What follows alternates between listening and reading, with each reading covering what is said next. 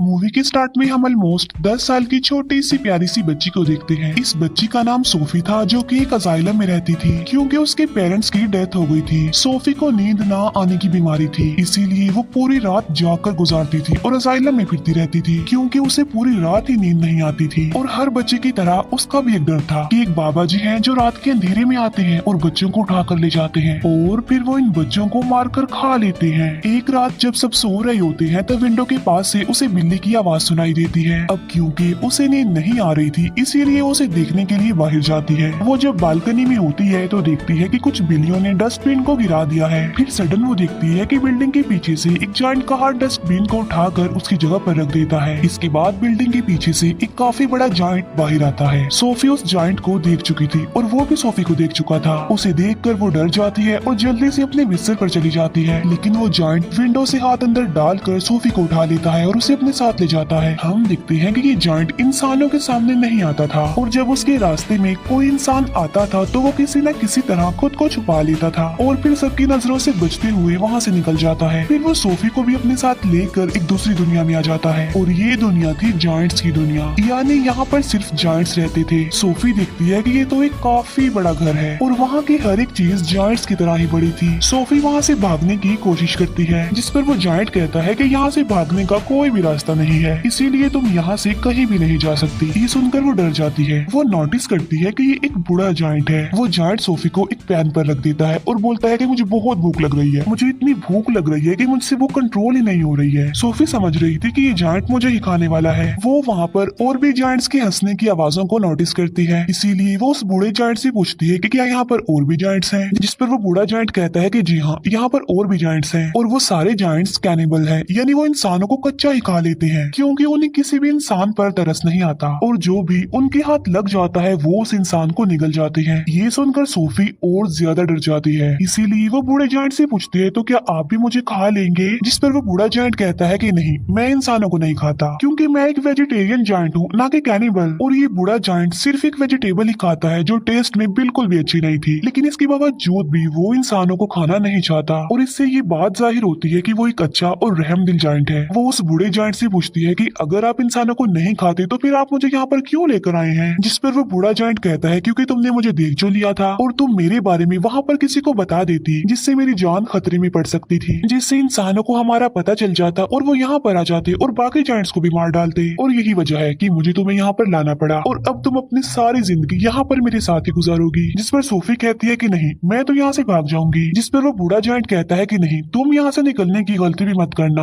वरना बाहर बैठे जायंट्स को तुम पर तरस नहीं आएगा। ये कहकर वो बूढ़ा जायंट सोफी को एक बोर्ड पर रख देता है और उसे कहता है कि तुम थोड़ी देर रेस्ट कर लो, लेकिन सोफी को तो नींद ही नहीं आती थी। फिर वो देखती है कि वो जायंट अपने बैग से बड़ी बड़ी बॉटल्स निकाल रहा है। उन बॉटल्स में कोई चीज थी जो चमक रही थी। फिर वो उस जायंट से पूछती है कि इन बॉटल्स में क्या है, जिस पर वो जायंट कहता है कि इसमें ड्रीम्स हैं, यानी ख्वाब। जिस पर वो कहती है अच्छा, फिर तो ये मेरे किसी काम की नहीं है क्योंकि मुझे तो ड्रीम्स आते ही नहीं है और मुझे ड्रीम्स आएंगे भी कैसे क्योंकि मुझे तो नींद ही नहीं आती। फिर ये जायंट वो वाली बुक पढ़ने लगता है जो सोफी के पास थी। इस बुक में बहुत सारी कहानियां लिखी हुई थी। बूढ़ा जायंट उन कहानियों को पढ़ने लगता है जिस पर सोफी को नींद आ जाती है। इसके बाद वो बूढ़ा जायंट एक बॉटल लेता है और उसमें से एक ड्रीम बाहर निकालता है। इतनी ही देर में सोफी की आंख खुल जाती है और वो देखती है कि वो बूढ़ा जायंट अभी सो रहा है, इसीलिए वो मौके का फायदा उठाकर उस घर से बाहर निकल जाती है और वहाँ से भागने की कोशिश करती है, लेकिन तभी उसे एक काफी बड़ा जायंट पकड़ लेता है और ये सच में उस बूढ़े जायंट की निस्बत काफी बड़ा जायंट था। सोफी उस जायंट को कहती है कि प्लीज मुझे यहाँ से जाने दो, लेकिन वो जायंट सोफी की एक नहीं सुनता और वो उसे निगल जाता है। इसकी फौरन बाद सोफी की आंख खुल जाती है। इसका मतलब ये था कि सोफी एक ड्रीम देख रही थी। जागने के बाद वो उस बूढ़े जायंट से पूछती है कि मुझे पता है ये आपने किया है ना, क्योंकि ना तो मुझे नींद आती है और ना ही मुझे ड्रीम्स आते हैं,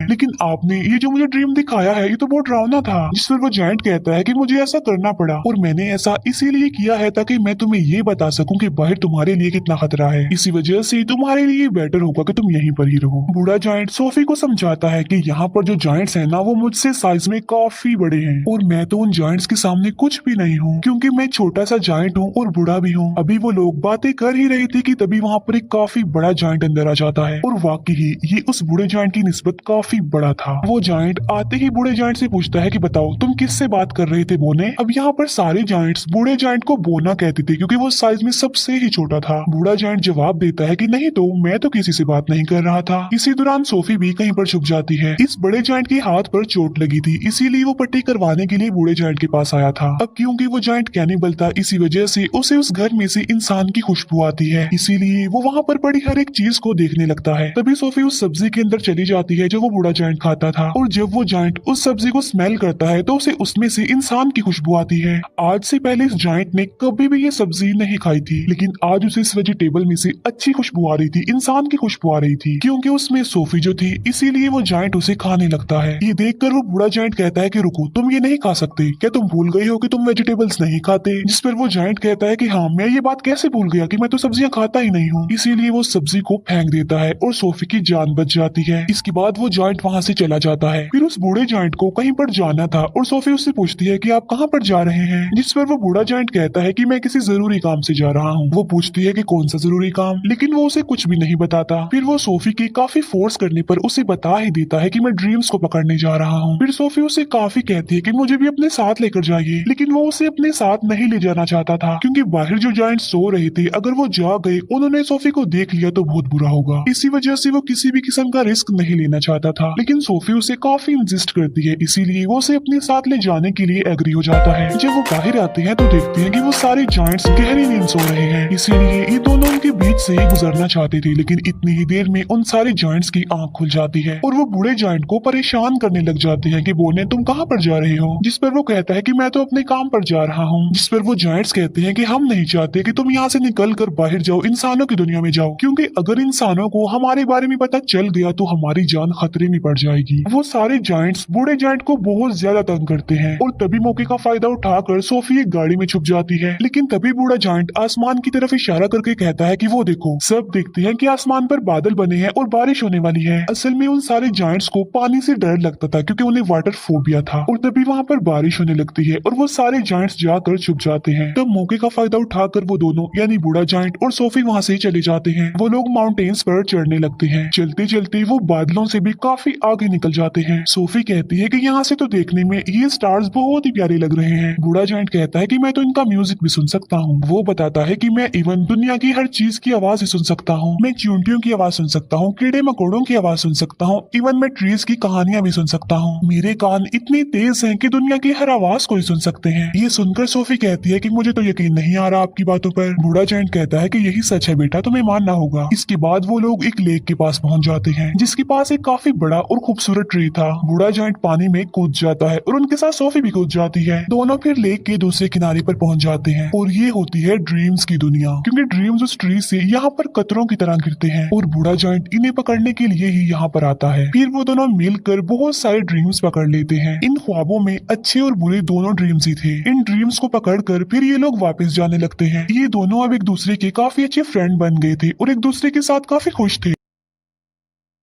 बूढ़ा जायंट उसे अपनी दुख भरी कहानी भी सुनाता है कि यहाँ पर सारे जायंट्स मुझे बोना कहते हैं, लेकिन फिर वो एक बात सोचकर खुश हो जाता है कि मुझे यहाँ पर कोई ऐसा भी मिला था जो मुझे बिग फ्रेंडली जायंट कहता था। ये सुनकर सोफी कहती है तो आज से मैं भी आपको बिग फ्रेंडली जायंट यानी BFG ही कहूंगी। ड्रीम्स पकड़ने के बाद ये लोग सिटी में घूमते फिरते हैं, जहाँ पर बच्चे अपने अपने घरों में सो रहे होते हैं और बिग फ्रेंडली जायंट यानी BFG उन्हें नींद में बहुत अच्छे अच्छे ड्रीम्स देता है ताकि लोगों को उनके ड्रीम्स में खुशियाँ मिल सके। यहाँ पर हम ये जान पाते हैं कि BFG एक बहुत ही अच्छे दिल का जायंट है जो ड्रीम्स की दुनिया से ड्रीम्स लाकर लोगों को देता है ताकि सोते हुए ही सही ये उन लोगों की जिंदगियों में खुशियाँ तो ला सके। सोफी पूछती है कि ड्रीम्स के बारे में आपको क्या आपके पेरेंट्स ने बताया था, जिस पर वो जायंट यानी BFG कहता है कि जायंट्स के पेरेंट्स नहीं होते। फिर वो BFG से उसकी एज पूछती है कि आपकी उम्र कितनी है। BFG जवाब देता है कि जितनी उम्र इस दुनिया की है उतनी ही मेरी है, यानी जब से ये दुनिया बनी थी तब से ये जायंट्स भी बन गए थे, लेकिन ये इस दुनिया में ही इंसानों से छुप कर रहते हैं दीवारों के पीछे। फिर वो दोनों वापस जाने लगते हैं। सोफी अचानक पूछती है कि मेरा ब्लैंकेट कहाँ पर है। असल में सोफी का ब्लैंकेट जायंट्स की दुनिया में ही रह गया था और इस बात की वजह से BFG परेशान हो जाते हैं, इसीलिए वो सोफी को कहते हैं कि अब मैं तुम्हें अपने साथ नहीं ले जा सकता, क्योंकि अब तक उन जायंट्स को पता चल गया होगा कि मेरे साथ कोई इंसान भी है। और यहाँ पर बीएफजी सोफी को एक बात बताता है कि बहुत सालों पहले मुझे एक बच्चा मिला था, और वो भी इतना ही प्यारा और इनोसेंट था जितनी कि तुम हो, और तुम्हारी तरह उसने भी मुझे देख लिया था। इसी वजह से मैं उस बच्चे को भी जायंट्स की दुनिया में ले गया, और उसी बच्चे ने मुझे पढ़ना सिखाया। और ये जो जैकेट तुमने पहन रखी है ये मेरी उसी मासूम छोटे से फ्रेंड की है। लेकिन इससे पहले कि मैं उस बच्चे को उसकी दुनिया में वापस लेकर आता काफी देर हो चुकी थी, और मैं बिल्कुल ये नहीं चाहता कि जो उस बच्चे के साथ हुआ है, मेरे उस दोस्त के साथ हुआ है, वो तुम्हारे साथ भी हो, क्योंकि तुम भी तो मेरी एक दोस्त ही हो ना। इसीलिए वो सोफी को वहीं पर छोड़कर वहाँ से जाने का फैसला करता है। हालांकि सोफी उन्हें काफी मना करती है यहाँ रुकने पर, और उसके साथ चलने की जिद करती है, लेकिन वो जायंट इस बार उसकी बात नहीं मानता। तब बीएफजी उसे अजाइलम में छोड़कर वहाँ से जाने लगता है। अब क्योंकि सोफी वहाँ पर रुकना नहीं चाहती थी, इसीलिए वो बालकनी से कूद जाती है, क्योंकि उसे पता था कि बीएफजी उसे बचा लेंगे। और होता भी ऐसा है, बीएफजी उसे बचा लेता है, और इसीलिए ना चाहते हुए भी उसे सोफी की बात माननी पड़ती है। इसी वजह से वो उसे जायंट्स की दुनिया में दोबारा से ले आता है, जहाँ पर बाकी जायंट्स पहले ही उन लोगों के लिए वेट कर रहे थे, क्योंकि सारे जायंट्स जान चुके थे कि बूढ़े जायंट के पास कोई इंसान है। इसीलिए सारे जायंट्स अब जानना चाहते थे कि वो इंसान कौन है, कहाँ पर है। इसीलिए वो ब्लैंकेट की खुशबू की मदद से बीएफजी के घर को चेक करते हैं और सारे सामान की तोड़ फोड़ कर देते हैं। लेकिन बीएफजी उस ब्लैंकेट को जला देता है जिसमें सोफी की खुशबू थी। फिर वो उन सारे जायंट्स को अपने घर से जाने के लिए बोलता है। सोफी वहाँ दीवार पर लगी एक पिक्चर को देखती है जो कि प्रिंसेस की पिक्चर थी। उस पिक्चर को देखकर सोफी को एक आइडिया आता है, और वो बीएफजी को कहती है कि आप प्रिंसेस के लिए एक ड्रीम बनाएं, और उस ड्रीम में आप ये बताना कि जायंट्स की एक दुनिया पाई जाती है इसी दुनिया में, और वो सारे जायंट्स इतने खतरनाक हैं कि बच्चों को मारकर खा लेते हैं, और इसी ड्रीम में आप हम दोनों को भी शामिल कर लेना, ताकि जब हम प्रिंसेस के सामने जाएं तो वो हमें पहचान ले। ये सुनकर बीएफजी ऐसा ही करता है, और वो जायंट्स की दुनिया में रहने वाले सारे जायंट्स का एक ड्रीम बनाता है, और वो उस ड्रीम में खुद को और सोफी को भी डाल देता है, और साथ साथ वो सिटी की बहुत सारे मिसिंग बच्चों को भी डाल देता है। फिर वो उस ड्रीम को लेकर प्रिंसेस के घर के पास चले जाते हैं, और ये प्रिंसेस की नींद में वो ड्रीम डाल देते हैं, और प्रिंसेस वो सब कुछ देख लेती है जो ये प्रिंसेस को दिखाना चाहते थे। प्रिंसेस की जब आंख खुलती है तो वो बहुत ज्यादा डरी हुई होती है, क्योंकि ये एक डरावना ड्रीम था, क्योंकि जायंट्स बच्चों को खा रहे थे। प्रिंसेस इस ड्रीम के बारे में अपने केयर टेकर को भी बताती है, जिस पर वो केयर टेकर कहती है कि आप फिक्र मत कीजिए, ये आपका सिर्फ एक डरावना ड्रीम था। लेकिन जब वो न्यूज़पेपर पढ़ती है तो कहती है कि ये तो बहुत अजीब बात हो गई, क्योंकि कल रात बहुत सारे बच्चे मिसिंग हो गए थे अपने अपने घरों से, और ये सेम वैसा ही हुआ है जैसा आपने ड्रीम देखा है।